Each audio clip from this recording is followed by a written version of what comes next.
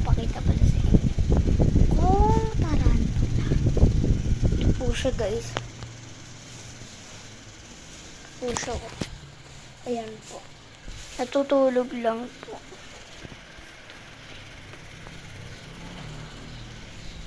Guys. Siguro. Magkwentuhan muna tayo.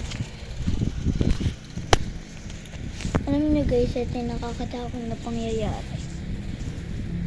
Magkakasama kami dun sa paligi. Sa may kami magpipinsan. Dito sa bahay na to. Sa bahay na pangharapan, may nakita kaping white lady. Pero nung pumakit kami, wala na pa rin siya umaalis. Tumakbo kami, hinabol kami. Kaya sinaksak na ganun. Ayun na lang po nangyayari. Muntik na po kami kainin. Ayun na po guys, bye bye.